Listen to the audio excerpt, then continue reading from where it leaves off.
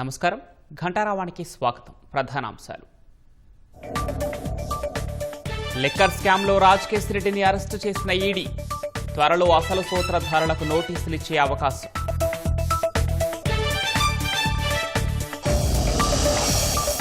YCP నేత తురకా కిషోర్పై Macherla పిఎస్లో case. నకిలీ ఇళ్ల పట్టాలతో మోసం చేశారని అభియోగం.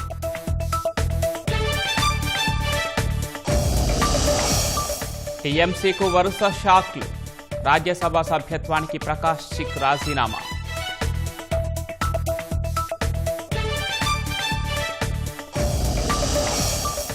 భారతీరాజా పార్థివ దేహానికి అభిమానుల నివాళులు.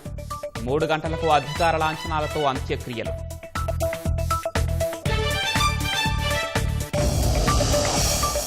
అమెరికా దాడులతో హర్మూజ్ను మూసేసిన ఇరాన్. దాటేందుకు యత్నిస్తే నౌకలు పేల్చేస్తామని హెచ్చరిక.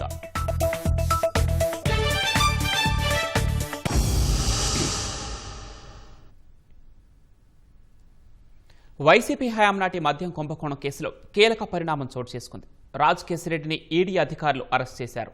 లిక్కర్ కేసులో రాజకేశ్ రెడ్డి పాత్ర ఏంటి, ముడుపులు తరలించడంలో ఎలా వ్యవహరించారు, ఏ విధంగా మనీ లాండరింగ్కు పాల్పడ్డారు అనే అంశాలపై మరింత సమాచారం మా ప్రతినిధి జయప్రకాష్ ప్రత్యక్ష ప్రసారం ద్వారా అందిస్తారు. పవన్, ఈరోజు చూసుకున్నట్లయితే మద్యం కుంభకోణం కేసులో కీలక పరిణామం చోటు చేసుకుందని చెప్పుకోవచ్చు. ఇందులో కీలక నిందితుడిగా ఉన్నటువంటి రాజ్ కసిరెడ్డిని ఈడీ అధికారులు ఈరోజు అదుపులోకి తీసుకున్నారు. ఇందులో ప్రధానంగా చూసుకున్నట్లయితే అధికారికంగా అరెస్టుని ధృవీకరించాల్సిన అవసరం ఉంది అధికారులు. అయితే మరోవైపు చూసుకున్నట్లయితే ఈడీ అధికారులు ఇప్పటికే పలుసార్లు రాజ్ కసిరెడ్డిని విచారించారు. వారికి సంబంధించిన ఇళ్లలో కొన్ని కీలకమైనటువంటి డాక్యుమెంట్లు స్వాధీనం చేసుకొని వాటన్నిటిని విశ్లేషించారు. ఇప్పుడు గతంలో జరిగిన పరిణామాలు ఒకసారి కనుక మనం చూసుకున్నట్లయితే సిట్ అధికారులు మొదట మద్యం కుంభకోణం పైన కేసు నమోదు చేసి మొత్తం 50 మందికి పైగా, అంటే సుమారు 53-54 మందికి పైగా ఇందులో నిందితులుగా ఉన్నారని ఎఫ్ఐఆర్లో పేర్లు నమోదు చేశారు. అందులో 22 మందికి పైగా అరెస్టులు కూడా చేశారు. ప్రస్తుతం ప్రణయ్ ప్రకాష్ అనే నిందితుడు దీంట్లో జైల్లో ఉన్నారు. మిగతా నిందితులంతా బెయిల్ పైన బయటకు వచ్చిన పరిస్థితి అయితే ఉంది. రాజకేశ్ రెడ్డి సుమారు 200 రోజులకు పైగా ఇక్కడ విజయవాడ జిల్లా జైల్లోనే జ్యుడిషియల్ రిమాండ్లో ఉన్న సంగతి అందరికీ తెలిసిందే. అయితే ఈ కుంభకోణంలో ఏ1గా రాజకేశ్ రెడ్డి ఉన్నారు, అందులో ప్రధాన సూత్రధారి పాత్రధారి ఆయనే అని గత గవర్నమెంట్లో కీలకంగా వ్యవహరించిన వ్యక్తులు చెప్పడంతో ఈ సిట్ అధికారులు కొంత కీలకమైన విషయాలన్నిటినీ తీసుకొని ఎఫ్ఐఆర్ నమోదు చేసి అరెస్ట్ చేశారు. అయితే ఇదే విషయాన్ని సిట్ అధికారులు ఇప్పటి వరకు నిందితులకు సంబంధించిన గుర్తించినటువంటి వాటికి సంబంధించిన ఈ ఇళ్లకి సంబంధించిన విషయాలు, అదేవిధంగా నగదు ఎక్కడెక్కడికి చేరింది అనేటువంటి విషయాలు, వీటన్నిటినీ తీసుకొని ఈడీ అధికారులు హవాలా, అదేవిధంగా అక్రమంగా విదేశాలకు నగదు తరలించటం, వీటన్నిటిపైన కేసు నమోదు చేసి దర్యాప్తు చేస్తున్నారు. ఇటీవల కాలంలో చూసుకున్నట్లయితే గత కొన్నాళ్లుగా ఈడీ అధికారులు దీనిపైన వేగం పెంచారు, లోతైనటువంటి విశ్లేషణ చేస్తూ ఉన్నారు.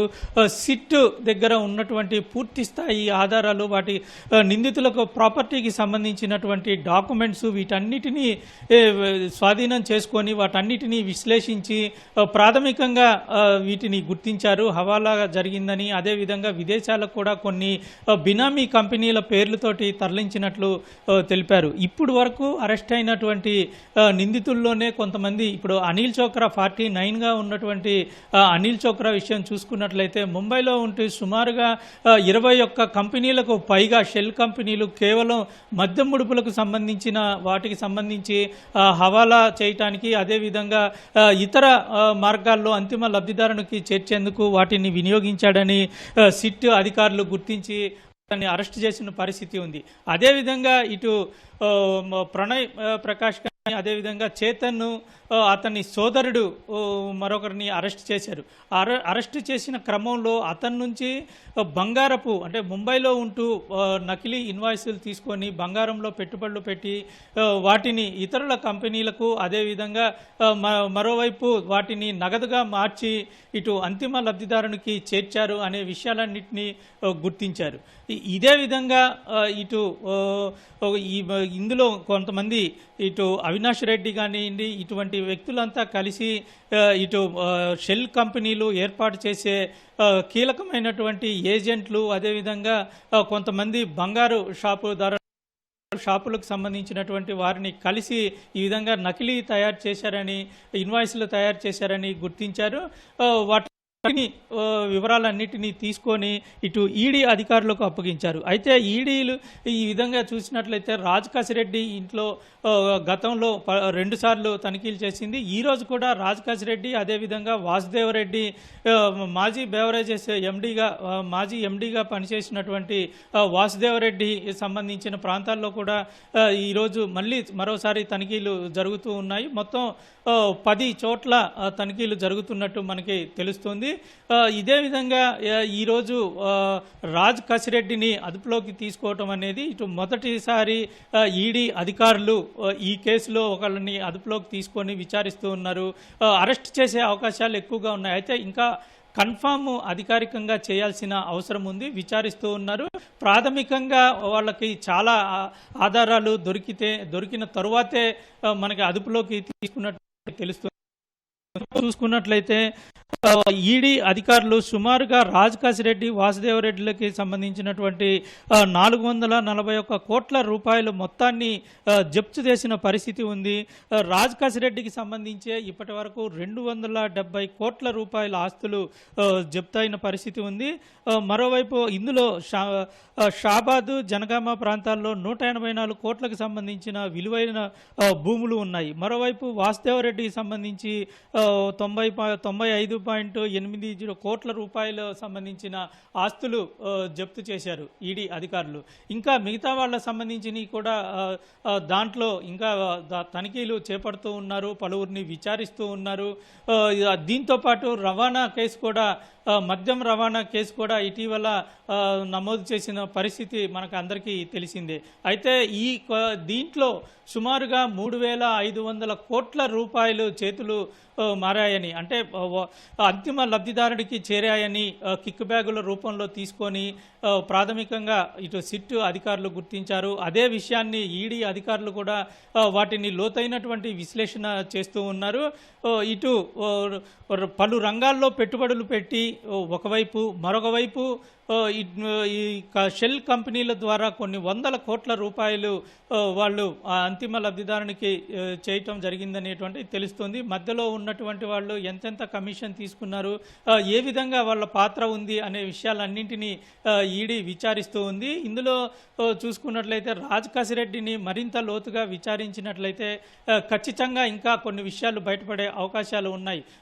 ఇటు హైదరాబాద్లో గతంలో ఒక ఫామ్ హౌస్లో 11 కోట్ల రూపాయలు మనం అందులో చూసిన సంగతి తెలిసిందే. 11 కోట్ల రూపాయలు అట్టపెట్టెల్లో పెట్టి ఒక హౌస్లో, ఒక రూమ్లో భద్రపరిచారు. ఇలాగే పలు చోట్ల డెన్లు ఏర్పాటు చేసి ఎన్నికల సమయంలో ఆ నగదుని పంచేందుకు ప్రయత్నించారని ఈడీ ఇటు సిట్ అధికారుల నుంచి తీసుకొని వాటిని విశ్లేషిస్తుంది. ఇదే విధంగా చూసుకున్నట్లయితే ఈ కేసులో రాజ్ కాసిరెడ్డి కనుక నోరు విప్పితే ఇంకా మిగతా వాళ్ళ కీలకమైన పాత్ర ఖచ్చితంగా తెలిసే అవకాశం ఉంది. మొదటి నుంచి నెట్వర్క్ ఏర్పాటు చేసి అంతిమ లబ్ధిదారునికి చేర్చేంత వరకు ప్రతి ఒక్కటి అన్నీ తానై నడిపించాడు అని గత ప్రభుత్వంలో కీలకంగా వ్యవహరించిన విజయసాయి రెడ్డి కూడా బయటికి పలుసార్లు మీడియాతో చెప్పటం అనేది మనం కీలకంగా పరిగణించాల్సిన అవసరం ఉంటుంది. అదేవిధంగా ఇప్పుడు ఈడీ అధికారులు ప్రాథమికంగా గుర్తించిన దాంట్లో కూడా రాజ్ కాసిరెడ్డి పలు రంగాల్లో పెట్టుబడులు, హాస్పిటల్, అదేవిధంగా సినీ రంగంలో కూడా పెట్టుబడులు పెట్టి కొన్ని సినిమాలు తీసినట్టుగా కూడా తెలుస్తుంది. ఇదే విధంగా ఏ రంగాల్లో పెట్టుబడులు పెట్టారు అని ప్రాథమికంగా గుర్తించారు. దుబాయ్ అటువైపు ఈ నగదుని పంపించి అక్కడి నుంచి మళ్ళీ కొన్ని కంపెనీలకు ఇటువైపు ఇండియాకు తీసుకువచ్చారు హవాలా మార్గంలో అనేది ప్రాథమికంగా ఇటు ఈడీ అధికారులు కూడా గుర్తించారు. అయితే ఈరోజు అదుపులోకి తీసుకొని విచారిస్తున్న క్రమంలో ఇంకా మరిన్ని విషయాలు బయటపడి మరిన్ని మంది, అంటే ఇందులో ఇంకా ఎవరెవరు కీలకంగా వ్యవహరించారు అనేటువంటి విషయాలన్నింటినీ బయటకు వచ్చే అవకాశాలు అయితే మనకి కనబడుతూ ఉన్నాయి. ఇది కీలక పరిణామం అని చెప్పుకోవచ్చు. పవన్, ధన్యవాదాలు జయప్రకాష్.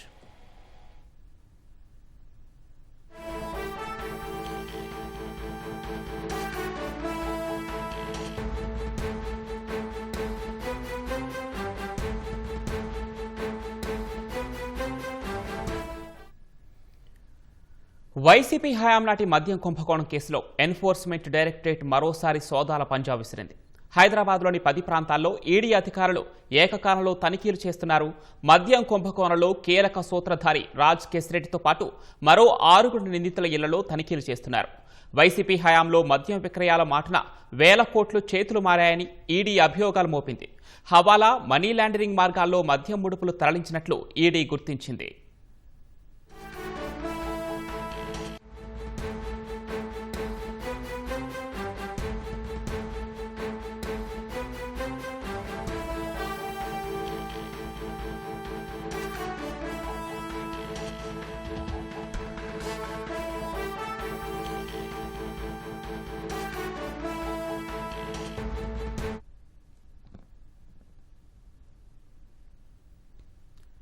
మద్యం కుంభకోణం కేసులో ఎన్ఫోర్స్మెంట్ డైరెక్టరేట్ మరోసారి సోదాల పంజా విసిరింది.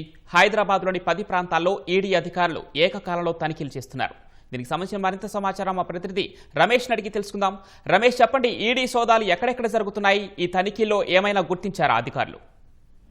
ఏపీ మద్య కేసులో ఇప్పటికే ఈడీ అధికారులు ఒకసారి తనిఖీలు చేపట్టి కొంతవరకు ఆస్తులను జప్తు చేసిన సంగతి తెలిసింది. అయితే మరొకసారి ఈడీ అధికారులు మనీ లాండరింగ్ కింద, తర్వాత హవాలా రూపంలో కూడా పెద్ద ఎత్తున ఈ మద్యం స్కామ్ కేసుకు సంబంధించిన నిందితులు మళ్లించారన్న ఒక ఆరోపణతో కూడా పెద్ద ఎత్తున కోట్ల రూపాయలకు సంబంధించి అమౌంట్ కూడా చేతులు మారిందని చెప్పి కూడా ప్రధానంగా ఆరోపణ నేపథ్యంలో ఈ రోజు హైదరాబాద్ సమీపంలో మొత్తం 10 ప్రాంతాల్లో కూడా సోదాలు అయితే నిర్వహించడం జరిగింది. దాంట్లో ఈ కేసులు ప్రధాన కీలక సూత్రధారిగా ఉన్న కసిరెడ్డి రాజిరెడ్డికి సంబంధించిన నివాసంతో పాటు మరొక 6 నివాసంలో, తర్వాత కార్యాలయాలకు సంబంధించి కూడా ఈడీ అధికారులు అయితే సోదాలు నిర్వహించడం జరిగింది. ఇప్పటికే పలుమార్లు వారి నిందితులకు సంబంధించి ఈడీ అధికారులు విచారణ కొనసాగించడం జరిగింది. అయితే నకిలీ ఇన్వాయిస్లను సృష్టించి తర్వాత కోట్ల రూపాయలకు సంబంధించి కూడా వీళ్ళంతా కూడా వివిధ రంగాల్లో కూడా పెట్టుబడులు పెట్టారు. తర్వాత వాటి వచ్చిన అమౌంట్ ను కూడా పెద్ద ఎత్తున వీళ్ళు వివిధ రూపంలో కూడా మళ్లించారనేది ఒక ఈడీ అధికారులు ప్రాథమిక దర్యాప్తులో గుర్తించడం జరిగింది. అందులో భాగంగానే దీంట్లో ఉన్న నిందితులను ఒక్కొక్కరికి నోటీసులు ఇచ్చి తర్వాత వారి విచారణ కూడా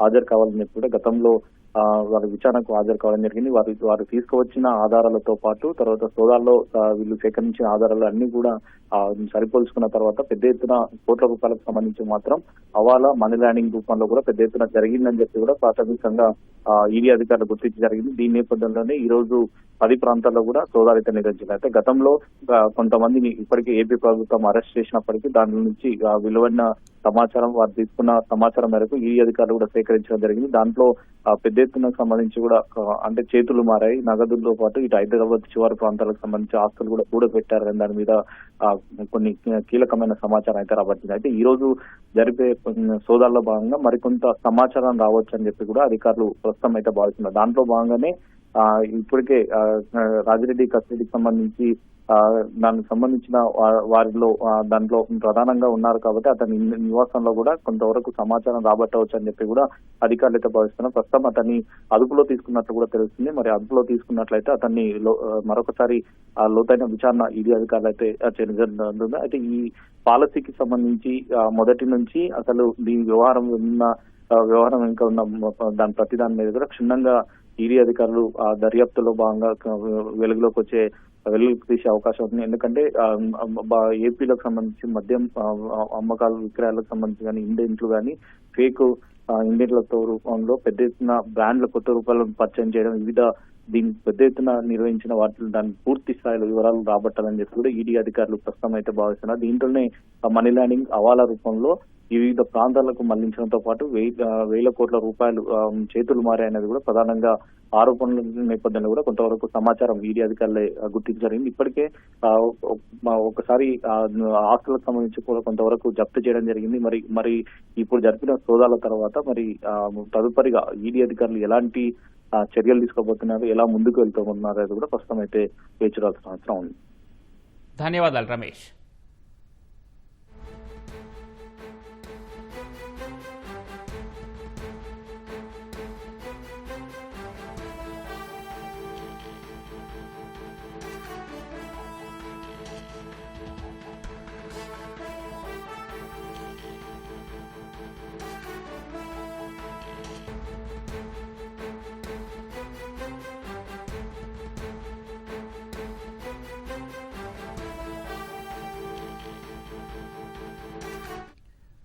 రైట్. ఇక మద్యం కుంభకోణంలో ఈడీ సోదాలకు సంబంధించిన మరింత సమాచారం మా ప్రతినిధి శ్రీనివాస్ మోహన్ అడిగి తెలుసుకుందాం. శ్రీనివాస్ మోహన్, జగన్ హయా నాటి లిక్కర్ కేసులో ఇప్పటి వరకు ఏం జరిగింది? కేసు పూర్వాపరాలేంటి?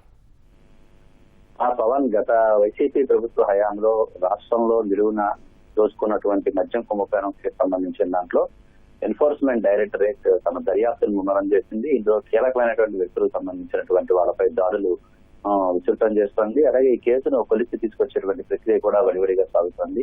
ఈ కుంభకోణంలో జరిగినటువంటి ఆర్థిక అక్రమాలు, హవాలా లావాదేవీలపై ఈడీ ఇప్పటికే తమ దర్యాప్తును ముమ్మరం చేసింది. అందులో భాగంగానే ఇవాళ తెల్లవారుజాము నుంచే ఏకకాలంలో సోదాలు నిర్వహిస్తోంది. మనీ లాండరింగ్ నిరోధక చట్టం కింద కేసులు నమోదు చేసి ఈడీ ప్రాంతీయ కార్యాలయం అధికారులు హైదరాబాద్ తో సహా 2 రాష్ట్రాల్లోని దాదాపు 10 ప్రాంతాల్లో ఏకకాలంలో సోదాలు నిర్వహిస్తున్నారు. మొత్తం ఈ పరిణామాలన్నీ మద్యం కుంభకోణంలో నిందితుల గుండెల్లో అయితే రైళ్లు పరిగెత్తుతున్నారు. గత ప్రభుత్వంలో ఐటీ సలహాదారుడుగా ఉంటూ మద్యం వ్యవహారంలో చక్రం తిప్పినట్లు ఆరోపణలు ఎదుర్కొంటున్నటువంటి కీలకమైనటువంటి వ్యక్తి, కుంభకోణం సూత్రధారి అయినటువంటి రాజ్ కసిరెడ్డి నివాసాలు, కార్యాలయాలపై ఈడీ అధికారులు తనిఖీ నిర్వహించడం జరిగింది. అలాగే అతనితో పాటు గతంలో బెవరేజ్ కార్పొరేషన్ మేనేజింగ్ డైరెక్టర్ గా ఉన్నటువంటి మాజీ ఎండీ దొంతిరెడ్డి వాసుదేవరెడ్డి, అలాగే బూనేటి చాణక్యతో సహా మరో 6 నిందితుల ఇళ్లలోనూ, వ్యాపార సంస్థల్లోనూ కూడా తనిఖీలు ముమ్మరం సాగుతున్నాయి. రాష్ట్రంలో మద్యం వ్యాపారాన్ని పూర్తిగా వైసీపీ ప్రభుత్వ హయాంలో తమ గుప్పిట్లో పెట్టుకొని వేల కోట్ల రూపాయలు కొలగొట్టేందుకు 2019 ఎన్నికలకు ముందే పక్కా వ్యవహారం జరిగినట్టుగా కూడా దర్యాప్తు సంస్థల విచారణలో తేలింది. వైసీపీ అధికారంలోకి రాగానే అనుకూలమైనటువంటి అధికారులను కీలక స్థానాల్లో కూర్చోబెట్టి మద్యం పాలసీని చాలా వరకు మార్చేయడం జరిగింది. మద్యం కొనుగోలులో ఉన్నటువంటి పారదర్శకత, ఆటోమేటెడ్ అంటే ఆన్లైన్ విధానాన్ని పూర్తిగా రద్దు చేసి ఉద్దేశపూర్వకంగా మాన్యువల్ ఇమేజింగ్ విధానాన్ని తీసుకురావడం జరిగింది. దీనివల్ల నచ్చిన కంపెనీలకు ఆర్డర్లు ఇచ్చే వీలు కల్పించుకున్నారు. అలాగే ఈ విధానం లోపభూయిష్టమైన విధానానికి చట్టబద్ధత కల్పించడానికి ప్రముఖ కన్సల్టెన్సీ సంస్థ KPMGని కూడా ఇందులో వినియోగించుకోవడం జరిగింది. ఈ సంస్థ ప్రతినిధులు నిధులతో రాష్ట్ర సమావేశాలు జరిపారని కూడా సిట్ తమ సప్లిమెంటరీ ఛార్జ్ షీట్ లో ఆధారాలతో సహా పేర్కొనడం జరిగింది. ముడుపులు ఇవ్వనటువంటి ప్రసిద్ధమైన మద్యం బ్రాండ్లను రాష్ట్రంలోని వివిధ రాష్ట్ర మార్కెట్ నుంచి బలవంతంగా ఏవై తొలగించి, అలాగే సిండికేట్ చెప్పినటువంటి నాసిరకం జే బ్రాండ్లు మాత్రమే ప్రజల్ని రుద్దడం జరిగింది. నాణ్యతా ప్రమాణాలు లేని మద్యం సరఫరా ద్వారా ప్రజల ప్రాణాలతో చెలగాటమాడుతూ వేల కోట్ల రూపాయల కమిషన్ రూపంలో వైసీపీకి సంబంధించినటువంటి నేతలు దండుకున్నారనేది దర్యాప్తు సంస్థలు తేల్చడానికి మొత్తం తమ విచారణలో తేల్చడం జరిగింది. మద్యం సిండికేట్ ద్వారా వసూలైనటువంటి నల్లధనాన్ని తెల్లధనంగా మార్చడానికి నిందితులు వివిధ రకాలైనటువంటి షెల్ కంపెనీల నెట్వర్క్ ను కూడా ఉపయోగించుకున్నారని ఈడీ తేల్చడం జరిగింది. ఈ నిధుల మళ్లింపులకు సంబంధించి ప్రధానమైనటువంటి సంస్థలైనటువంటి వోల్విక్ కావచ్చు, క్రిపాటీ కావచ్చు, అలాగే నెప్నా మల్టీ వెంచర్స్ కావచ్చు, అరోయా, ఈజీలో, డికార్డ్ లాంటి సంస్థలపై కూడా ఈడీ నిఘా పెట్టింది. దీంట్లో తాజాగా నిందితులకు చెందినటువంటి 441 కోట్ల రూపాయలకు పైగా ఈ విలువైనటువంటి చరాస్తులను తాత్కాలికంగా జప్తు చేయడం జరిగింది. అలాగే బ్యాంకు నిల్వలకు సంబంధించి ఎఫ్డీలు, వివిధ షెల్ కంపెనీల పేరున్నటువంటి యాక్టివ్ బ్యాంక్ అకౌంట్లు, ఎఫ్డీలను కూడా ఈడీ స్తంభింపజేసింది. అలాగే హైదరాబాద్, తెలంగాణలోని ఇతర ప్రాంతాల్లో, రాష్ట్రంలోనూ నిందితులు కొనుగోలు చేసినటువంటి ఓపెన్ ప్లాట్లు కావచ్చు, వాణిజ్య సముదాయాలు కావచ్చు, వాటిని కూడా వివరాలు కూడా సేకరించి వాటికి సంబంధించినటువంటి నివేదికలను కూడా రూపొందించడం జరిగింది. తెలంగాణలో మద్యం కుంభకోణంలో కీలకంగా వ్యవహరించినటువంటి రాజ్ కసిరెడ్డి తల్లిదండ్రులు పేర్కొన్న మరో 70 కోట్ల విలువైనటువంటి 3 ఆస్తులను కూడా గతంలోనే సిఐడి జప్తు చేయడం జరిగింది. అలాగే 1,048 కోట్ల రూపాయలకు సంబంధించి మనీ ట్రయల్ జరిగింది. దీని ద్వారా నెల 100 కోట్ల రూపాయల వరకు అక్రమ ఆదాయం సంపాదించారు అనే విధంగా కూడా ఈడీ ఇందులో వివరాలను కూడా సేకరించడం జరిగింది. ఇందుకు సంబంధించి ఏదైతే ఈ నగదు సేకరించారో ఆ మొత్తాలన్నింటినీ కూడా ఎక్కడెక్కడికి ఏ రూపంలో తరలించారు అనే విషయంలో కూడా ఈడీ ఒక పూర్తి స్థాయిలో విచారణ నివేదికను కూడా కొంత రూపొందించడం జరిగింది. అలాగే ఈ వ్యవహారానికి సంబంధించి ఏదైతే కూటమి ప్రభుత్వం అధికారంలోకి వచ్చినటువంటి ప్రత్యేక దర్యాప్తు బృందం సిట్ ఇప్పటికే ఈ కేసు విచారణలో భాగంగా చాలా వరకు ఛార్జ్ షీట్లను న్యాయస్థానంలో సమర్పించడం జరిగింది. 16 వాల్యూములతో కూడినటువంటి సప్లిమెంటరీ ఛార్జ్ షీట్ లో కూడా సంచలనమైనటువంటి విషయాలను కూడా కోర్టు ముందు ఉంచడం జరిగింది. ఇందులో ఈ మద్యం కుంభకోణంలో నిందితుడుగా ఉన్నటువంటి బూనేటి చాణక్య ఆదేశాల మేరకే ప్రకాష్ అనే వ్యక్తి తాడేపల్లిలోని ఒక ఫ్లాట్ అద్దెకు తీసుకోవడం, ఆ ఫ్లాట్ మద్యం దందా ద్వారా వచ్చే నగదు వసూళ్లు, అలాగే కంపెనీకి ఒక సేఫ్ హౌస్ హబ్బుగా కూడా మారినట్లు కూడా ఈడీ గుర్తించడం జరిగింది. అలాగే నిందితుల మధ్య జరిగినటువంటి వందల ఫోన్ కాల్స్ డేటాలను కూడా కోర్టుకు సమర్పించడం జరిగింది. ముఖ్యంగా అప్పుడు ఎవరైతే ఇంటెలిజెన్స్ నిఘా విభాగాధిపతిగా ఉన్నారో వాళ్ళు ఏ విధంగా ఈ వ్యవహారంలో భాగస్వాములు అయ్యారు అనే విషయానికి సంబంధించి ఎప్పుడెప్పుడు ఎంతసేపు మాట్లాడారు అనే కాల్ డేటా రికార్డులు కూడా ఈ విషయాలపై ఈ వివరాలను కూడా సేకరించడం జరిగింది. అలాగే ఏదైతే ఈ లంచం సొమ్ముందో దాంతో ఎక్కడెక్కడ బినామీ ఆస్తుల్ని కూడబెట్టారు అనే విషయంలో కూడా వివరాలను సేకరించడం జరిగింది. రాజు కసిరెడ్డి హైదరాబాద్ A1 గా ఉన్నటువంటి కేసులో రాజు కసిరెడ్డి హైదరాబాద్ రంగారెడ్డి జిల్లాల పరిధిలో ఎన్ని ఎకరాల ల్యాండ్స్ కొన్నారు అనేది కూడా ఈడీ సేకరించడం జరిగింది. 30 ఎకరాలకు సంబంధించి ఉన్నటువంటి 11 ల్యాండ్ పార్సెల్ ని కూడా కొనుగోలు చేశారని ఈడీ చేసింది. అలాగే గత ముఖ్యమంత్రి జగన్మోహన్ రెడ్డి దగ్గర మాజీ ఓఎస్డీ ఉన్నటువంటి కృష్ణమోహన్ రెడ్డి కావచ్చు, మాజీ ఐఏఎస్ ధనంజయ రెడ్డి, అలాగే మద్యం సిండికేట్ నుంచి వచ్చిన నిధులతో తమ ఫ్యామిలీ మెంబర్స్ పేరిట కోట్ల రూపాయల విలువైన స్థిరాస్తులు కొనుగోలు చేసిన విషయాలను కూడా ఈడీ సేకరించడం జరిగింది. ఈ అంశాలను కూడా స్పష్టంగా ఇటు సిట్టు తమ ఛార్జ్ షీట్ లో పొందుపరచడం కూడా జరిగింది. అలాగే గోవింద బాలాజీ ఈయన కూడా బాన్సువాడతో పాటు మరో 3 ప్రాంతాల్లో బెనామీల పేరుతో ఆస్తులు కొనుగోలు చేశారనే విషయాన్ని కూడా చేర్చడం జరిగింది. అయితే ఇప్పుడు ఈ మొత్తం వ్యవహారం అందరూ చూస్తే అందరి తాలూకా వేళ్లు అలాగే మొత్తం అన్ని కూడా తాడేపల్లి ప్యాలెస్ వైపు స్పష్టంగా కనిపిస్తున్నాయి. ఈ మద్యం మాఫియా వెనుకున్నటువంటి అసలు సోదరుదారులు పాత్రదారుల గుర్తు విప్పేందుకు ఈడీ ఇప్పటికే తమ చర్యలను వేగవంతం చేస్తూ దర్యాప్తును కూడా ముమ్మరం చేస్తున్న నేపథ్యంలో ఇంకా ఈ కేసు సంబంధించినటువంటి కీలక వ్యక్తుల తాలూకా పేర్లు వివరాలు కూడా బయటకు రాబోతున్నాయి. ఇప్పటికే ఈ కేసులో వైసీపీ ముఖ్య నేతలైనటువంటి విజయసాయి రెడ్డి కావచ్చు, ఎంపీ మిథున్ రెడ్డి కావచ్చు, వీళ్ళందరికీ కూడా దర్యాప్తు సంస్థలు వాళ్ళు ప్రశ్నించి వాళ్ళ ద్వారా వివరాలు రాబట్టడం జరిగింది. త్వరలో ఈ కేసులో ప్రధాన లబ్ధిదారుగా ఉన్నటువంటి వ్యక్తికి కూడా ఈడీ ద్వారా నోటీసులు జారీ అవకాశం ఉందని చెప్పి దర్యాప్తు సంస్థల ద్వారా సమాచారం తెలుస్తోంది. సిట్ సమర్పించినటువంటి పక్కా ఆధారాలతో ప్రస్తుతం ఈడీ మనీ లాండరింగ్ కోణంలో దాడులు చేస్తుండటంతో మొత్తం వ్యవహారంలో నిందితులుగా ఉన్న అందరిలోనూ కూడా ఒక విధమైనటువంటి భయాందోళనలు వ్యక్తం అవుతున్నాయి. కొద్దిసేపటి క్రితమే ఈ కేసు సంబంధించి వ్యవహారంలో మాజీ మంత్రి కారుమూరి నాగేశ్వరరావు సంబంధించినటువంటి ఆఫీసు అలాగే ఇళ్లలో కూడా ఈడీ తమ సోదాలను కూడా ప్రారంభించడం జరిగింది. మొత్తంగా చూస్తే మద్యం కుంభకోణానికి సంబంధించినటువంటి వ్యవహారంలో ఎవరెవరు ఏ విధంగా దీంట్లో భాగస్వాములు అయ్యారు, ఎవరెవరి ప్రమేయం ఎంతవరకు ఉంది అనే విషయాలన్నిటిపై కూడా ఈడీ ఇప్పటికే ఒక స్పష్టమైన అంచనాకు వచ్చి తమ బృందాలతో సోదాలు అలాగే దర్యాప్తు ముమ్మరం జరుగుతోంది. కీలకమైన వ్యక్తులను కూడా అరెస్ట్ చేసేందుకు కూడా వడివడిగా చర్యలు తీసుకుంటోంది. ధన్యవాదాలు శ్రీనివాస్ మోహన్.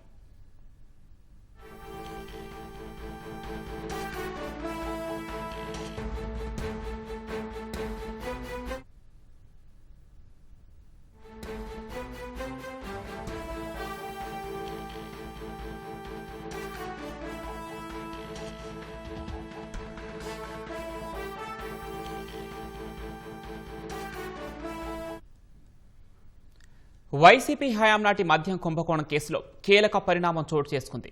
లిక్కర్ స్కామ్ కేసులో కీలక సూత్రధారి రాజ్ కేసిరెడ్డి ఈడీ అధికారులు అరెస్ట్ చేశారు. వైసీపీ హయాంలో మద్యం విక్రయాల మాటున వేల కోట్లు చేతులు మారాయని ఈడీ అభియోగాలు మోపింది. హవాలా, మనీ లాండరింగ్ మార్గాల్లో మద్యం ముడుపులు తరలించినట్లు ఈడీ గుర్తించింది. ఇందులో భాగంగా ఈడీ అధికారులు తెలుగు రాష్ట్రాల్లో సోదాలు చేపట్టారు. హైదరాబాద్లోని 10 ప్రాంతాల్లో ఈడీ అధికారులు ఏకకాలంలో తనిఖీలు చేస్తున్నారు. మద్యం కుంభకోణంలో కీలక సూత్రధారి రాజ్ కేసిరెడ్డితో పాటు మరో 6 నిందితుల ఇళ్లలో తనిఖీలు చేపట్టారు. నానక్రామ్గూడలోని రాజ్ కేసిరెడ్డి నివాసంలో ఈడీ సోదాలు చేపట్టింది. బేవరేజెస్ కార్పొరేషన్ మాజీ ఎండీ వాసుదేవరెడ్డి ఇంట్లోనూ అధికారులు తనిఖీలు చేపట్టారు. వాసుదేవరెడ్డి బంధువు నరసింహారెడ్డి ఇల్లు, కార్యాలయాల్లో పత్రాలను పరిశీలిస్తున్నారు. మరోవైపు మాజీ మంత్రి కారుమూరి నాగేశ్వరరావు ఇళ్లు, కార్యాలయాల్లో ఈడీ సోదాలు చేపట్టింది.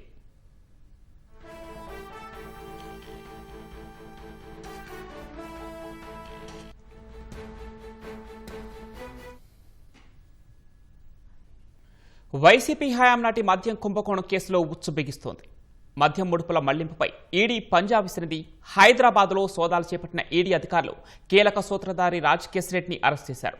దీనికి సంబంధించిన మరింత సమాచారం మా ప్రతినిధి జయప్రకాష్ ప్రత్యక్ష ప్రసారం ద్వారా అందిస్తారు. జయప్రకాష్, చెప్పండి, లిక్కర్ కేసులో రాజ్ కేసిరెడ్డి పాత్ర ఏంటి? అసలు ముడుపులు తరలించడంలో ఎలా వ్యవహరించారు? ఏ విధంగా మనీ లాండరింగ్కు పాల్పడ్డారు?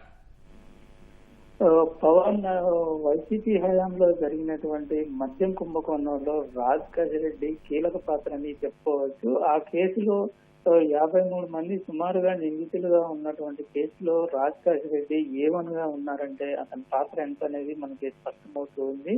మొత్తం మద్యం నెట్వర్క్ ఏర్పాటు చేసే దగ్గర నుంచి చివరి వరకు మొత్తం తానే వ్యవహరించాడు. ఆయన కింద అంటే కమిషన్ చూసుకునే వాళ్ళు ఒకళ్ళు, అదే విధంగా వాటిని వసూలు చేయటము, వసూలు చేసిన దాన్ని ఏ ఏ కంపెనీలకి పంపాలి, ఆ కంపెనీల నుంచి ఏ రంగంలో పెట్టుబడులు పెట్టాలి, ఆ తర్వాత అక్కడి నుంచి అంతిమ లబ్ధిదారునికి ఎలా చేర్చాలి, ఇలా ప్రతి ఒక్క అంశాన్ని అతని కింద పనిచేస్తున్నటువంటి వ్యక్తులు చూస్తున్నప్పటికీ మొత్తం వ్యవహారం అంతా రాజు కసిరెడ్డి దగ్గరుండి నడిపించారు.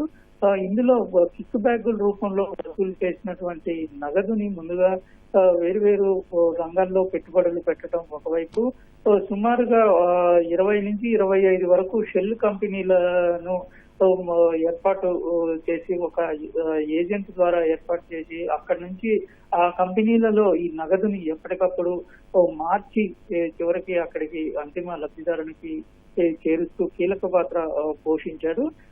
ఇందులో మిగతా నిందితులకు రాజు కసిరెడ్డికి ఎప్పటికప్పుడు కమ్యూనికేషన్ అనేది ఎప్పటికప్పుడు ఉంటుంది. మరోవైపు చూసుకున్నట్లయితే ఇటు ఇందులో ఇప్పటి వరకు సిట్ అధికారులు గుర్తించింది, అదే విధంగా సిట్ నుంచి ఈడీ తీసుకున్నప్పుడు కానీ మొత్తం 3,500 కోట్ల రూపాయల మేర ఈ కిక్ బ్యాగుల రూపంలో వసూలు చేసి ఈ హవాలా రూపంలో కానీ అదే విధంగా వేరే షెల్ కంపెనీల ద్వారా కానీ నగదుని తరలించారనేది ప్రాథమికంగా గుర్తించింది.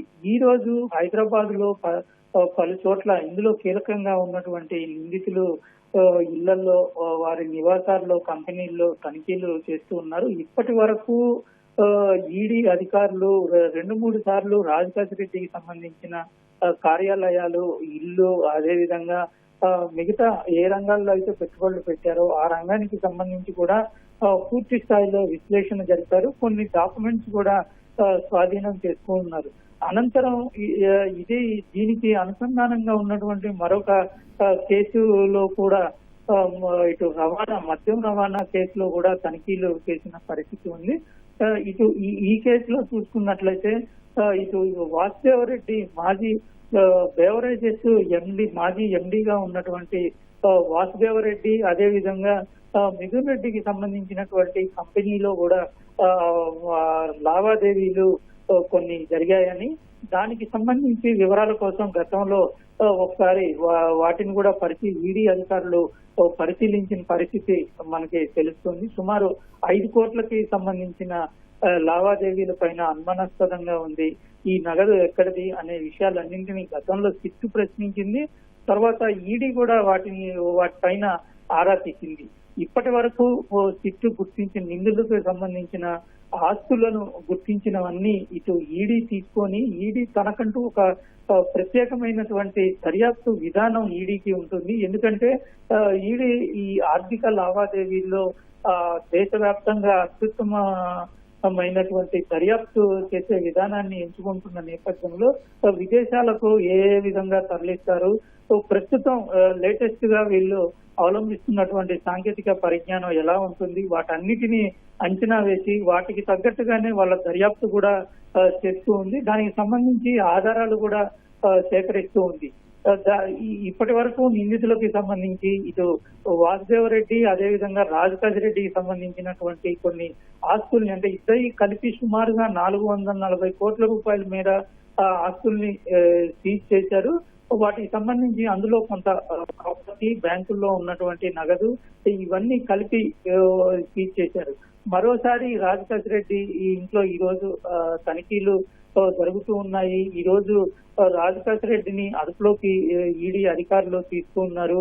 అధికారికంగా అరెస్టు ధృవీకరించినప్పటికీ చేసే అవకాశాలు అయితే చాలా ఎక్కువగా ఉన్నాయని చెప్పుకోవచ్చు. ఎందుకంటే ఇప్పటికే పలుమార్లు రాజు కసిరెడ్డిని విచారణ చేయడంతో పాటుగా ఆయన ఇళ్లలో కూడా తనిఖీలు చేసి ప్రాథమికంగా మిగతా నిందితులకు, అదేవిధంగా రాజు కసిరెడ్డికి ఉన్నటువంటి కమ్యూనికేషన్, ఆర్థిక లావాదేవీలు ఎలా జరిగాయి, ఎక్కడి నుంచి డబ్బు పంపించారు అనేటువంటి విషయాలన్నింటినీ చాలా విషయాలు ఇటు ఈడీ అధికారులు రాబట్టినందువల్ల అతన్ని అరెస్ట్ చేసే అవకాశాలు ఎక్కువ కనబడుతూ ఉన్నాయి.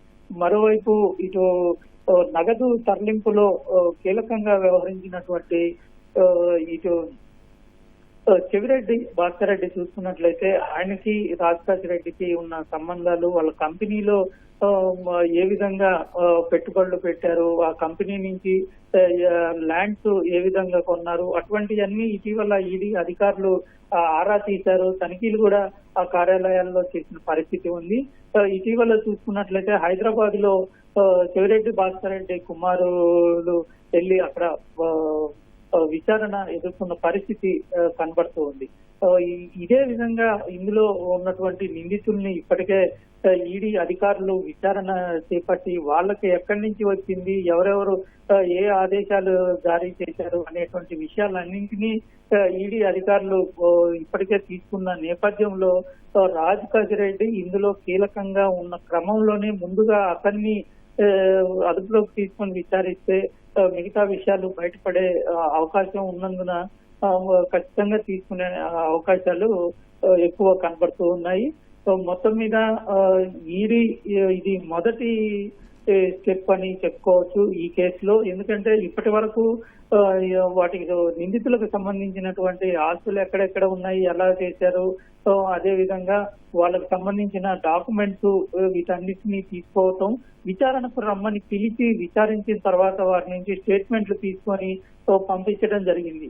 అయితే ఈ రోజు ఇంకొక ముందడుగు వేసి వాళ్ళని అదుపులోకి తీసుకొని అరెస్ట్ చేసేంత వరకు వెళ్ళటం అనేది ఒక కీలక పరిణామంగా చెప్పుకోవచ్చు.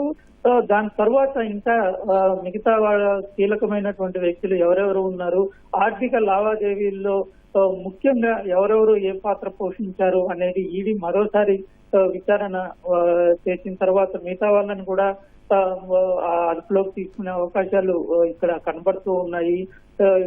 ప్రధానంగా ముంబైలో ఉన్నటువంటి కొంతమంది ఈ షెల్ కంపెనీలు ఎవరైతే వాటిని డీల్ చేస్తారో అటువంటి వాళ్ళతోటి సంబంధాలు పెట్టుకొని రాజ్ కాజిరెడ్డి దగ్గర పనిచేస్తున్నటువంటి చాణక్య కానీ, గతంలో పనిచేసినటువంటి ముప్పిడి అవినాష్ రెడ్డి కానీ, వీళ్ళందరి ద్వారా వాళ్ళతోటి సంబంధాలు ఏర్పాటు చేసుకొని ఆ కంపెనీల ద్వారా ఇటు నగదుని పంపించి అక్కడి నుంచి విదేశాలకు పంపి అటు నుంచి మళ్ళీ ఇటు ఇండియాకి వైట్ గా మార్చేందుకు పథకాలు రూపొందించినట్టు, కొన్ని హవాలా రూపంలో పంపించినట్టు ప్రాథమికంగా గుర్తించిన నేపథ్యంలోనే ఈ రోజు ఈడీ ముందడుగు వేసిందనేది చెప్పుకోవచ్చు. మిగతా ఇదే కేసులో ఉన్నటువంటి మిగతా వ్యక్తుల విషయాలు కూడా, అంటే మిగతా నిందితులకి సంబంధించిన ఇళ్లలో కూడా తనిఖీలు చేసి మరోసారి ఇంకా కొన్ని డాక్యుమెంట్స్ కోసం లోతైనటువంటి దర్యాప్తు చేస్తున్న పరిస్థితి అయితే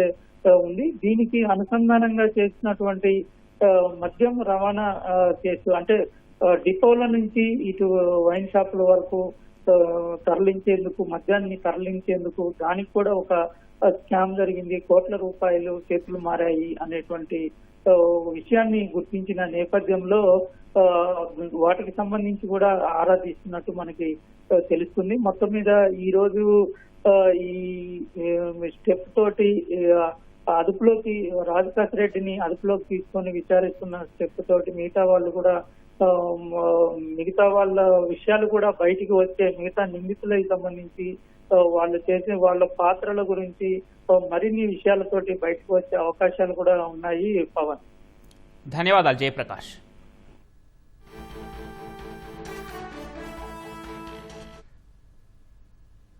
వైసీపీ హయాం నాటి మద్యం కుంభకోణం కేసులో కీలక పరిణామం చోటు చేసుకుంది. లిక్కర్ స్కామ్ కేసులో కీలక సూత్రధారి రాజ్ కేసిరెడ్డిని ఈడీ అధికారులు అరెస్ట్ చేశారు. వైసీపీ హయాంలో మద్యం విక్రయాల మాటున వేల కోట్లు చేతులు మారాయని ఈడీ అభియోగాలు మోపింది. హవాలా, మనీ లాండరింగ్ మార్గాల్లో మద్యం ముడుపులు తరలించినట్లు ఈడీ గుర్తించింది.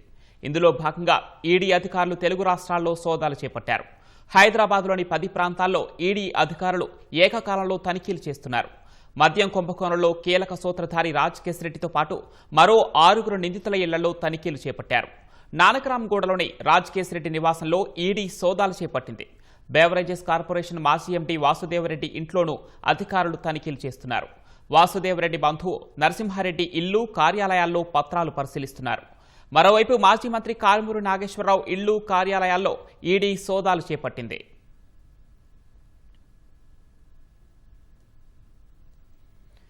మద్యం కేసులో ఎన్ఫోర్స్మెంట్ డైరెక్టరేట్ దూకుడు పెంచింది. హైదరాబాద్లోని 10 ప్రాంతాల్లో ఈడీ అధికారులు ఏకకాలంలో తనిఖీలు చేస్తున్నారు. దీనికి సంబంధించిన మరింత సమాచారం మా ప్రతినిధి రమేష్ అడిగి తెలుసుకుందాం. రమేష్, చెప్పండి, ఈడీ సోదాలు ఏ ప్రాంతాల్లో జరుగుతున్నాయి? ఈ తనిఖీల్లో ఆధారాలు లభించాయా?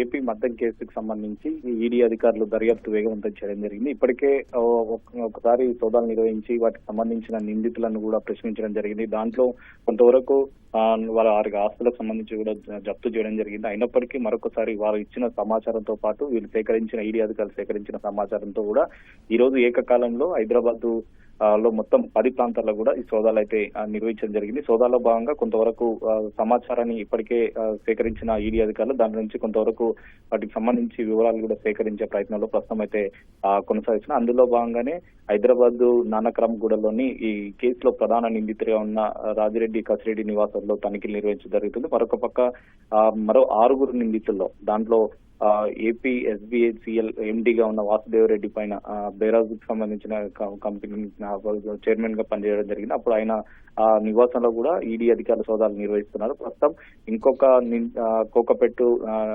విజయ్ నరసింహారెడ్డి, తర్వాత ఇతర అనుబంధాల వ్యక్తులకు సంబంధించిన అంటే వారికి సంబంధించిన కుటుంబ సభ్యులు కానీ తర్వాత ఇతర వారి సన్నిహితుల నివాసంలో కూడా ఈడీ అధికారులు అయితే ప్రస్తుతం సోదాలు అయితే నిర్వహించడం జరిగింది. సుదర్శన్ పార్క్ సంబంధించి కూడా అంటే దాదాపు 68 కోట్ల రూపాయలకు కూడా అంటే ఈ మద్యంలో కుంభకోణంలో పరంగా వారికి సంబంధించి వాటిలో వీళ్ళకు తీసుకున్నారు, తర్వాత బదిలీలు జరిగాయని చెప్పి కూడా అధికారులు చాలా స్పష్టంగా వాళ్ళైతే గుర్తించడం జరిగింది. దీంట్లో భాగంగానే కోకాపేటలోని విజయ నరసింహారెడ్డి దీంట్లో కొంతవరకు డాక్యుమెంట్లు స్వాధీనం చేసుకున్నట్లయితే మనకు ఒక ప్రాథమిక సమాచారం అందుతుంది. మరొక పక్క నాగేశ్వరరావు ఆయన కుమారుడికి సంబంధించిన నివాసంలో సోదాలు నిర్వహించి దాదాపు దాంట్లో 15 కోట్లకు సంబంధించిన నగదు అంటే బ్యాంకు రూపంలో ద్వారా కూడా వాళ్ళు చేరినట్లు బ్యాంకు రూపం ద్వారా వీళ్ళకు అకౌంట్లకు వచ్చినట్లయితే ఈడీ దర్యాప్తులో భాగంగా కూడా వెలుగులోకి వచ్చినట్టుంది. ఈ లిక్కర్ రవాణా టెండర్లకు భాగంగానే చైనా సొల్యూషన్ ఫ్రంట్ కంపెనీకి సంబంధించి ఉపయోగించారని ఒక ఆరోపణ కూడా ఈడీ అధికారులు అంటే ఇప్పటికే ఉన్న నేపథ్యంలో వాటిపైన కూడా ప్రత్యేకంగా దృష్టి పెట్టడం జరిగింది. దీంట్లో భాగంగానే మరి ఈ తనిఖీలో చాలా విషయాలు కూడా వెలుగులోకి వచ్చినాయి. దీంట్లో హవాలా రూపంలో కానీ తర్వాత మనీ లాండరింగ్ ద్వారా కూడా పెద్ద ఎత్తున వీళ్ళు మళ్లించారు. అయితే వారి మళ్లించిన డబ్బును వివిధ రంగాల్లో కూడా వీళ్ళు పెట్టుబడులు పెట్టారనే దాన్ని కూడా ప్రధానంగా ఈడీ అధికారులు కొంతవరకు గుర్తించినట్లు కూడా మనకు ప్రాథమిక సమాచారం ఉంటుంది. మొత్తం దీనిలో మరి ఎవరెవరు లబ్ధి పొందారు, లబ్ధి పొందిన వాళ్ళు ఏ విధంగా వీళ్ళు ఎక్కడికెక్కడికి డబ్బును మళ్లించారన్న దాని మీద కూడా ఇంకా స్పష్టంగా అధికారులు అయితే వివరాలు సేకరిస్తున్నారు. ఇప్పటికే 1000 కోట్ల రూపాయలకు సంబంధించి కూడా చేతులు మారాయి. దాంట్లో మరి ఎవరెవరి పాత్ర ఎంత ఉంటుంది దానికి సంబంధించిన వారి పాత్ర పైన కూడా ప్రత్యేకంగా ఆధారాలు తర్వాత వివరాలు కూడా ఇప్పటికే ఈడీ అధికారులు సేకరించడం జరిగింది. గతంలో ఏపీ ప్రభుత్వం నమోదు చేసిన కేసు ఆధారంగా కూడా ఈడీ అధికారులు మనీ లాండరింగ్ ఆ తర్వాత హవాలా రూపంలో పెద్ద ఎత్తున చేతులు మారాయనేది కూడా దాని ఆరోపణతో కూడా ఈడీ రంగంలోకి దిగి పలుమార్లు నిందితులను కూడా ప్రశ్నించడం, వారి నుంచి సేకరించిన సమాచారంతో కూడా కొంతవరకు కీలక సమాచారం అయితే రాబట్టడం జరిగింది. కొంత సమాచారం మేరకైతే వారు ఆస్తులు ఈ మద్యం కుంభకోణం కేసులకు సంబంధించి కూడా ఆస్తులు ఎవరైతే కూడబెట్టడం జరిగిందో వారి ఆస్తులను కూడా జప్తు చేయడం జరిగింది. ఇటు హైదరాబాద్ లో కానీ ఇతర ప్రాంతాల్లో కూడా వీరు ఎక్కడెక్కడ కొనుగోలు చేసిన అంటే స్థిరాస్తులు కానీ చరాస్తులతో పాటు వివిధ రంగాలలో కూడా ఇటు సినిమా రంగాలతో పాటు తర్వాత హాస్పిటల్కి సంబంధించిన వాటి దాంట్లో కూడా వీళ్ళు పెట్టుబడులు పెట్టారని కూడా ప్రధానంగా ఒక ఆధారాలు కూడా సేకరించినట్టు తెలుస్తుంది. దీనికి సంబంధించి మరి ఈడీ అధికారులు ఈ రోజు సాయంత్రం లేదా రేపు ఉదయం ఒక ప్రెస్ నోట్ కూడా రిలీజ్ చేస్తారా లేదా దీనికి సంబంధించి సోదాలకు సంబంధించి కూడా అనేది కూడా ప్రస్తుతం వేచి చూడాలి. ఎందుకంటే ఇప్పటికే పలుమార్లు కూడా అధికారులు నిందితులను ప్రశ్నించడంతో పాటు తర్వాత కొంతమందిని ఇప్పటికే వాటి నుంచి సేకరించిన వివరాలు కూడా జరిగింది. దీంట్లోనే విజయసాయి రెడ్డిని కానీ తర్వాత కొంతమందిని నిందితులను పలుమార్లు ప్రశ్నించి ఆ కేసుకు సంబంధించిన వివరాలు కూడా సేకరించి వారు ఇచ్చిన సమాచారంతో కూడా వీళ్ళు సేకరించిన వివరాల ఆధారంగా సరిపోల్చుకొని తర్వాత మరొకసారి ఈ రోజు 10 ప్రాంతాల్లో మటుకం అధికారులు సోదాలు అయితే నిర్వహించడం జరిగింది. కాబట్టి దీనికి సంబంధించి మరి ఎలా ఉండబోతుంది అయితే తదుపరిగా సోదాల తర్వాత వీళ్ళు స్వాధీనం చేసుకున్న పత్రాలు కానీ తర్వాత తదుపరిగా ఎలాంటి చర్యలు తీసుకునే అవకాశం ఉంటనేది కూడా ప్రస్తుతం వేచి చూడాలి. ఈ రోజు సాయంత్రం వరకు కూడా మరి ఈ సోదాలు జరుగుతాయి లేదా రేపటి వరకు కూడా కంటిన్యూ చేస్తాయనేది కూడా ప్రస్తుతం అయితే తెలియాల్సిన అవసరం ఉంది. ధన్యవాదాలు రమేష్.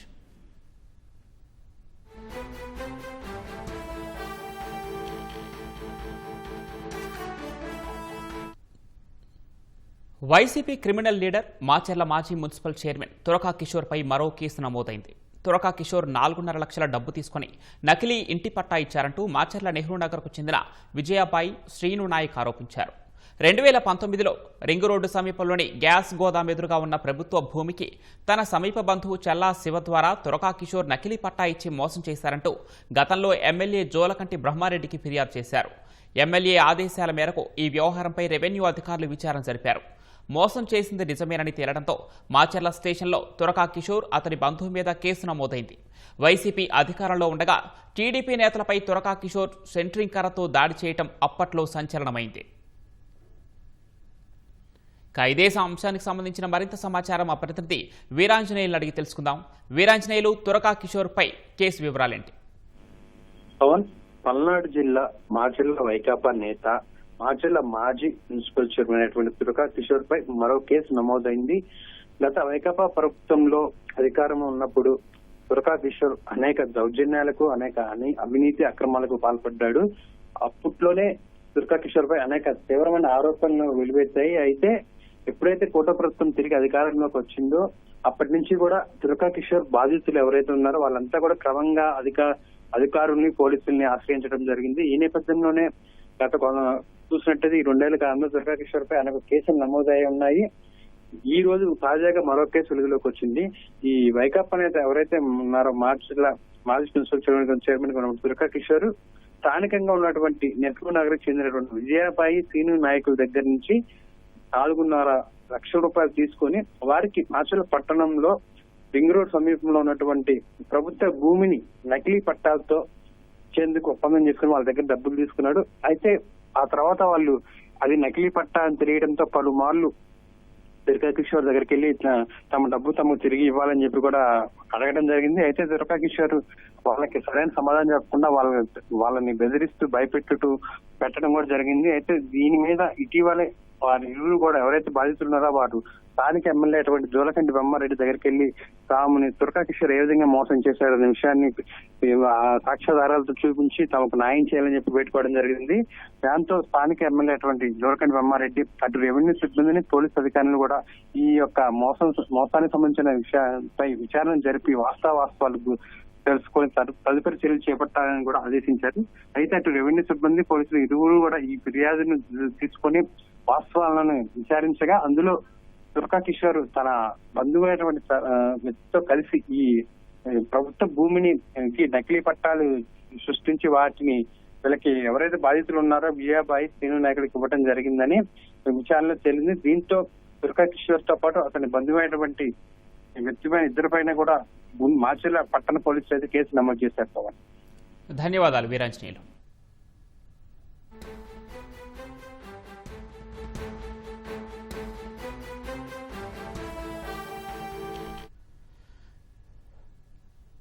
నెల్లూరు రూరల్ నియోజకవర్గంలో వచ్చే 60 రోజుల పాటు అభివృద్ధి పనుల శంకుస్థాపనలు, ప్రారంభోత్సవాలను మహిళల చేతుల మీదుగా జరిపిస్తామని ఎమ్మెల్యే కోటమిరెడ్డి శ్రీధర్ రెడ్డి ప్రకటించారు. ఇవాళ కనుపర్తిపాడు దళితవాడలో 74 లక్షల రూపాయల విలువైన అభివృద్ధి పనులకు జనసేన వీర మహిళలతో శంకుస్థాపన చేయించారు. కనుపర్తిపాడు దళితవాడ ప్రజలందరికీ నేను క్షమాపణలు చెప్తూ ఉన్నా. ఈ 2 ఏళ్లు నెల్లూరు రూరల్ నియోజకవర్గంలో అభివృద్ధి పనులు పెద్ద ఎత్తున వాడవాడలా జరుగుతూ ఉన్నాయి. ఇంకా కొన్ని టెండర్లు పిలిచి ఉన్నారు. కానీ కనుపర్తిపాడు దళితవాడకి ఈ 2 సంవత్సరాల్లో ₹1 కూడా ఖర్చు పెట్టలేదు. సమన్వయ లోపం, సరైనటువంటి సమాచారం లేని దానివల్ల ఈ ప్రాంతంలో నిర్లక్ష్యానికి గురైంది అన్నమాట వాస్తవం. నన్ను ప్రశ్నించవచ్చు అన్న కార్యక్రమానికి పిలుపునిచ్చినప్పుడు ఈ ప్రాంత వాసులు నేరుగా నాకే ఫోన్ చేసి ప్రశ్నించారు. నేను ఆశ్చర్యపోయాను. అలా జరగదు అంటే వాళ్ళు చాలా స్పష్టంగా చెప్పారు. దాని మీద విచారణ జరిపిస్తే వాస్తవమేనని తెలిసింది. కేవలం క్షమాపణలు చెప్పి చేతులు దులుపుకున్నాం అనే పద్ధతి కాకుండా సుమారు 74 లక్షల రూపాయలతో ఈ ప్రాంతంలో అభివృద్ధి కార్యక్రమాలకి ఈ రోజు మనం శంకుస్థాపన చేసుకున్నాం. 60 రోజుల్లో పూర్తి చేసి ప్రజలకి అంకితం చేస్తాం. రాబోయే 60 రోజులు కూడా నెల్లూరు రూరల్లో జరిగే ప్రతి అభివృద్ధి కార్యక్రమం, అది ప్రారంభోత్సవం, శంకుస్థాపన తేడా లేకుండా అవన్నీ కూడా మహిళా నాయకుల చేత చేయిస్తామని మొట్టమొదటగా ఈ రోజు జనసేన వీర మహిళలు విజయలక్ష్మి గారు, నందిని యాదవ్ గారు వారిద్దరూ ప్రత్యేక అతిథులుగా దీనిలో పాల్గొని ఈ యొక్క శంకుస్థాపన కార్యక్రమాన్ని చేపట్టడం జరిగింది. రాజ్యసభ ఎన్నికల్లో తన నామినేషన్ తిరస్కరించడాన్ని సవాల్ చేస్తూ కాంగ్రెస్ తెలంగాణ వ్యవహారాల ఇన్ఛార్జ్ మీనాక్షి నటరాజన్ దాఖలు చేసిన పిటిషన్పై సుప్రీంకోర్టు శుక్రవారం విచారణ చేపట్టనుంది. మధ్యప్రదేశ్ నుంచి పోటీ చేసేందుకు ఆమె దాఖలు చేసిన నామినేషన్ పత్రాల్లో తనపై ఉన్న క్రిమినల్ కేసును ప్రస్తావించలేదనే కారణంతో తిరస్కరిస్తున్నట్లు రిటర్నింగ్ అధికారి తెలిపారు. దీనిపై మీనాక్షి సుప్రీంకోర్టును ఆశ్రయించారు. మీనాక్షి పిటిషన్ అంశాన్ని ప్రస్తావించిన సీనియర్ న్యాయవాది అభిషేక్ మను సింఘ్వి నామినేషన్ పత్రాలను తప్పుగా తిరస్కరించారని, తక్షణమే విచారణ చేపట్టాలని ధర్మాసనాన్ని అభ్యర్థించారు. ప్రస్తుతం ఎన్నికల ప్రక్రియ కొనసాగుతున్న సమయంలో ఈ పిటిషన్కు విచారణ అర్హత ఉందా అని ధర్మాసనం ప్రశ్నించింది. కనీసం 2 ఏళ్ల జైలు శిక్ష పడే అవకాశం ఉన్న క్రిమినల్ కేసును మాత్రమే నామినేషన్లో ప్రస్తావించాలని అభిషేక్ సింఘ్వి వివరించారు. కానీ మీనాక్షికి ఈ కేసులో సమన్లు మాత్రమే ఇచ్చారని పేర్కొన్నారు. ఈ దశలో ఈ పిటిషన్కు విచారణ అర్హత ఉందా అని ప్రశ్నించిన సుప్రీంకోర్టు సరైన రీతిలో ఎన్నికల పిటిషన్ దాఖలు చేయడం ఉత్తమమని పేర్కొంది. మీనాక్షి పిటిషన్ను ప్రస్తావించడాన్ని ఈసీ తరఫు న్యాయవాది డిఎస్ నాయుడు తప్పుపట్టారు. పిటిషన్ కాపీని కూడా తమకు అందించలేదని తెలిపారు. ఫలితంగా శుక్రవారం ఈ అంశాన్ని పరిశీలిద్దామని సుప్రీంకోర్టు సూచించింది. తృణమూల్ కాంగ్రెస్కు వరుస ఎదురుదెబ్బలు తగులుతున్నాయి. ఆ పార్టీకి చెందిన మరో సభ్యుడు ప్రకాష్ చిక్ రాజ్యసభ సభ్యత్వానికి రాజీనామా చేశారు. ఈ మేరకు రాజ్యసభ చైర్మన్ సిపి రాధాకృష్ణన్కు ఆయన లేఖ రాశారు. తన రాజీనామాను తక్షణమే ఆమోదించాలని ప్రకాష్ చిక్ రాజ్యసభ చైర్మన్ను కోరారు. ప్రకాష్ చిక్ రాజీనామాతో ఈ వారంలో రాజీనామా చేసిన తృణమూల్ ఎంపీల సంఖ్య 3కు చేరుకుంది. ఈ నెల 8న సుఖేందు శేఖర్ రాయ్ రాజీనామా చేయగా నిన్న సుష్మితా దేవ్ రాజీనామా చేశారు. ఆమె బీజేపీలో చేరే అవకాశం ఉందని ఊహాగానాలు వినిపిస్తున్నాయి. ఇప్పటికే 20 మంది టీఎంసీ లోక్సభ ఎంపీలు తమను ప్రత్యేక గ్రూపుగా గుర్తించాలంటూ స్పీకర్కు లేఖ రాశారు. ఇందులో భారత మాజీ క్రికెటర్ యూసఫ్ పఠాన్, నటి సయోని ఘోష్, నటుడు శత్రుఘ్న సిన్హా ఉన్నారు. సొంత పార్టీ ఎంపీలు, ఎమ్మెల్యేల తిరుగుబాటుతో తృణమూల్ కాంగ్రెస్లో విలీనం కానుందనే ఊహాగానాలు జోరందుకున్నాయి. ఈ క్రమంలోనే లోక్సభలో విపక్ష నేత రాహుల్ గాంధీతో టీఎంసీ జాతీయ ప్రధాన కార్యదర్శి అభిషేక్ బెనర్జీ చర్చలు జరిపారని విశ్లేషకులు అంటున్నారు. ప్రధాని నరేంద్ర మోదీ అధ్యక్షతన నీతి ఆయోగ్ పాలక మండలి సమావేశం ఢిల్లీలో జరుగుతోంది. రాష్ట్రపతి భవన్లోని కల్చరల్ సెంటర్లో జరుగుతున్న ఈ సమావేశానికి సీఎం చంద్రబాబు సహా పలు రాష్ట్రాల ముఖ్యమంత్రులు, కేంద్రపాలిత ప్రాంతాల లెఫ్టినెంట్ గవర్నర్లు, పలువురు కేంద్ర మంత్రులు హాజరయ్యారు. నీతి ఆయోగ్ వైస్ చైర్మన్, ఇతర సభ్యులు కూడా పాల్గొన్నారు. వికసిత్ భారత్ 2047 విజన్లో భాగంగా ప్రతి పౌరుడికి ప్రయోజనం చేకూరేలా సమగ్ర మానవాభివృద్ధిని సాధించేందుకు తీసుకోవాల్సిన చర్యలపై ఈ సమావేశంలో చర్చించనున్నారు. దేశవ్యాప్తంగా వ్యాపార నైపుణ్యాలను ప్రోత్సహించడం, యువతలో నైపుణ్యం పెంపు, స్థిరమైన ఉపాధి అవకాశాలను సృష్టించేందుకు చేపట్టాల్సిన చర్యలపై కూడా దృష్టి సారించనున్నారు. వికసిత్ భారత్ విజన్ను క్షేత్రస్థాయిలో అమలు చేయడానికి అవసరమైన రోడ్ మ్యాప్ పైన సమాలోచనలు జరపనున్నారు. సుపరిపాలన, డిజిటల్ పబ్లిక్ ఇన్ఫ్రాస్ట్రక్చర్, డేటా ఆధారిత వ్యవస్థల వినియోగంపైన చర్చించే అవకాశం ఉంది. సినీ ప్రపంచంలో భారతీరాజా ఒక శిఖరం లాంటివారని ప్రధాని నరేంద్ర మోదీ పేర్కొన్నారు. ఆయన సృష్టి తమిళ సినిమా రూపురేఖలను మార్చివేసిందని అన్నారు. దిగ్గజ దర్శకుడి మృతిపై ఎక్స్ వేదికగా ప్రధాని సంతాపం తెలిపారు. భారతీరాజా చిత్రాలు తమిళ సినిమాను మార్చివేశాయని మోదీ పేర్కొన్నారు. ముఖ్యంగా ఆయన గ్రామీణ జీవితాన్ని తెరపై ఆవిష్కరించిన తీరు అమోఘమని రాసుకొచ్చారు. ఈ విషాద సమయంలో ఆయన కుటుంబ సభ్యులు, అభిమానులకు ప్రగాఢ సానుభూతి తెలియజేస్తున్నారని వెల్లడించారు. అటు అభిమానుల సందర్శనార్థం భారతీరాజా పార్థివ దేహాన్ని చెన్నై నుంచి ఆయన స్వగ్రామం అల్లీ నగరానికి తరలించారు. మధ్యాహ్నం 3 గంటలకు ప్రభుత్వ అధికార లాంఛనాలతో భారతీరాజా అంత్యక్రియలు నిర్వహించనున్నారు.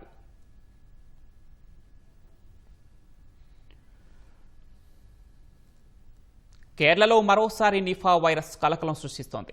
కోజికోడ్ జిల్లాలో 43 ఏళ్ల వ్యక్తికి నిర్వహించిన ప్రాథమిక పరీక్షల్లో నిఫా వైరస్ పాజిటివ్గా నిర్ధారణ అయింది. ఫెరోక్ ప్రాంతానికి చెందిన ఓ వ్యాపారికి నిఫా లక్షణాలు కనిపించాయని అధికారులు వెల్లడించారు. రోగి నమూనాలను పూణేలోని నేషనల్ ఇన్స్టిట్యూట్ ఆఫ్ వైరాలజీకి పంపామని, త్వరలోని ఫలితాలు రానున్నాయని తెలిపారు. ప్రస్తుతం బాధితుడికి వెంటిలేటర్పై చికిత్సను అందిస్తున్నామని వివరించారు.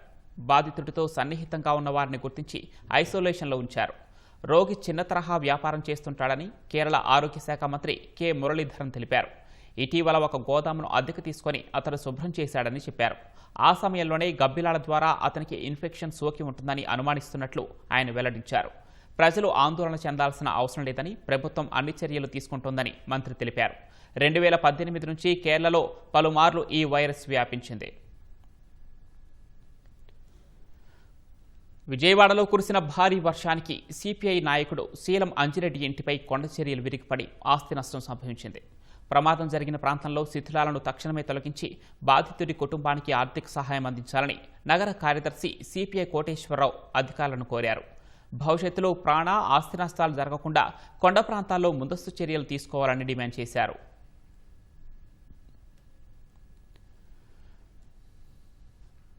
అంతర్జాతీయ యోగా దినోత్సవ సన్నాహక కార్యక్రమాల్లో భాగంగా శ్రీకాకుళం జిల్లా ఇచ్చాపురం నియోజకవర్గం బారువ సముద్ర తీరంలో యోగాసనాలు వేశారు. ఎమ్మెల్యే బెందాళం అశోక్, కలెక్టర్ స్వప్నిల్ దినకర్ పాల్గొన్నారు. పెద్ద ఎత్తున ప్రజలు ఆసనాలు వేశారు. పరిపూర్ణ ఆరోగ్యం, ప్రశాంతమైన జీవనం కోసం అందరూ యోగాను అభ్యసించాలని ఎమ్మెల్యే పిలుపునిచ్చారు.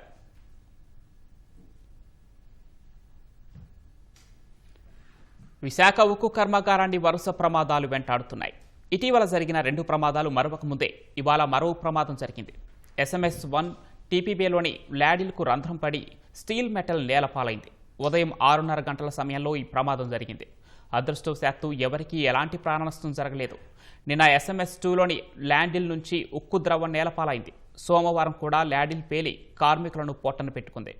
కేంద్రం నియమించిన త్రిసభ్య కమిటీ విచారణ కొనసాగుతున్న సమయంలో ప్లాంట్లోని లోపాలు ప్రమాదాల రూపంలో బయటపడుతున్నాయి.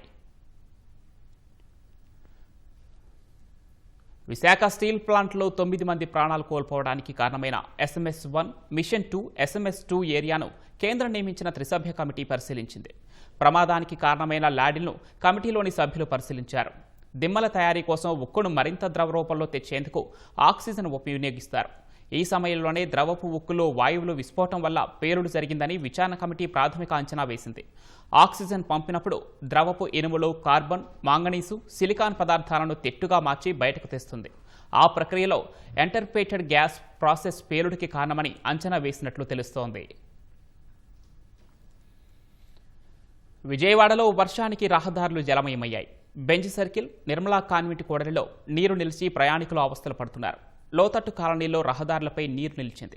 ఆటో వాలాలు వాహనాలు తోసుకుంటూ వెళ్లాల్సి వచ్చింది. అకాల వర్షాలు కురిసే అవకాశం ఉన్నందున అన్ని శాఖల అధికారులు అప్రమత్తంగా ఉండాలని ఎన్టీఆర్ జిల్లా కలెక్టర్ జి లక్ష్మీష అధికారులను ఆదేశించారు. విజయవాడ నగరపాలక సంస్థ పరిధిలోని డ్రైనేజీల్లో ఎక్కడా నీరు నిల్వలేకుండా చర్యలు తీసుకోవాలని ఆదేశించారు. రెవెన్యూ, పోలీస్, విద్యుత్, R&B శాఖల సిబ్బంది అత్యవసర పరిస్థితుల్లో వెంటనే స్పందించేలా సిద్ధంగా ఉండాలన్నారు. అత్యవసర పరిస్థితుల్లో కలెక్టరేట్లోని కమాండ్ కంట్రోల్ కేంద్రానికి ఫోన్ చేయొచ్చని సూచించారు.